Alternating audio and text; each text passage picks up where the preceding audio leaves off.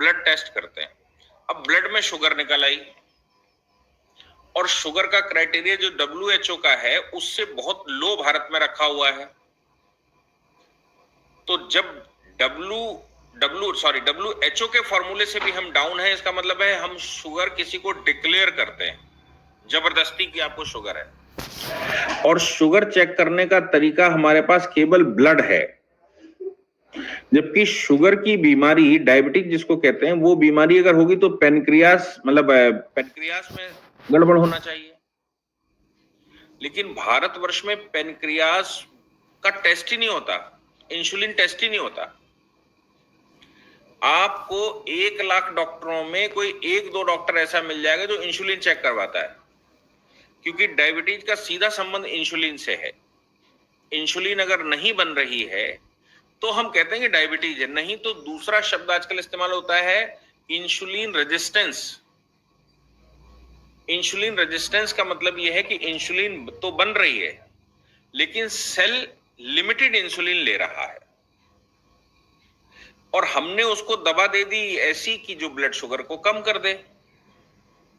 Blood sugar को कम करने वाली दवा जैसे ही हमने दी बॉडी में, और ब्लड शुगर के लिए इंसुलिन ऑलरेडी अवेलेबल है बॉडी में, तो वो ब्लड शुगर की दवा कहीं ना कहीं लीवर को इफेक्ट करती है, और लीवर को अगर उसने इफेक्ट किया तो ये मानकर चलिए कि वो फिर बीमार होना शुरू हो जाता, क्योंकि बॉडी का डॉक्टर खुद में लीवर है। लीवर ऐसा कहा जाता है 11 से 12 हजार एंजाइम क्रिएट करता है, और इतने एंजाइम निकालता है बॉडी में, जहां जिस चीज की एंजाइम की जरूरत होती है उसको बनाता है। कहीं अगर ग्लूकोज की जरूरत होगी बॉडी में तो लीवर बनाएगा। अब हमने ग्लूकोज मारने की दवा ले ली और लीवर ग्लूकोज बढ़ाएगा और ज्यादा, क्योंकि उसको लग रहा है कि ग्लूकोज की कहीं जरूरत है, तो उसने बढ़ा दिया।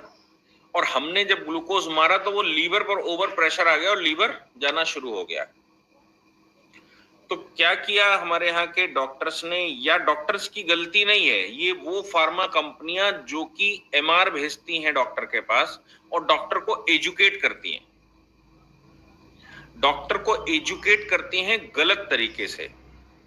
अब डॉक्टर को गलत चीजें सब बता दी गई तो डॉक्टर क्या करेगा, वो मेडिसिन लिखना शुरू कर देता है। अब वो डॉक्टर ने मेडिसिन लिखनी शुरू कर दी, उसका एडवर्स इफेक्ट हुआ, तो हुआ कि साहब वो जो उसने मेडिसिन फार्मा कंपनी ने बताई थी कि साहब शुगर बढ़े तो ये ऐसा होता है, इसमें ये चीज, इसमें वो चीज, इसमें ये इनसॉल्युबल है, वो सारा उसने बता दिया डिटेल। और जैसे ही वो उसने खाया तो बॉडी ने और ज्यादा लीवर पर जोर डाला, क्योंकि उसको और ज्यादा चीजें चाहिए थी। परिणाम ये निकला कि वो मेडिसिन कहीं ना कहीं बॉडी के दूसरे हिस्से पर इफेक्ट दिया, तो वो हार्ट का पेशेंट हो गया, वो बीपी का पेशेंट हो गया, वो लंग्स का पेशेंट हो गया, उसकी किडनियों में समस्या आ गई, मतलब कहीं ना कहीं बॉडी में समस्या आनी शुरू हुई। अब तो डॉक्टर साहब की, अब तो फार्मा कंपनी की और सामान बिकेगा, क्योंकि अब तो बीमारी शुरू हो गई। तो आप सोचिए कि कोई रॉन्ग टेक्नोलॉजी बताकर हमारे शरीर को उसने खराब किया, और खराब करके अब दूसरी दवा देना शुरू कर दिया। अब इससे सब कुछ चलेगा। अच्छा, ऑपरेट करना पड़ेगा तो नर्सिंग होम में एडमिट करना पड़ेगा। आप सोचो कि उसको ओटी में ले जाना पड़ेगा। ओटी की जो मशीनरी है वो कौन बनाएगा, वो भी यही लोग बनाएंगे। उसकी पढ़ाई कौन करवाएगा, वो भी यही लोग करवाएंगे।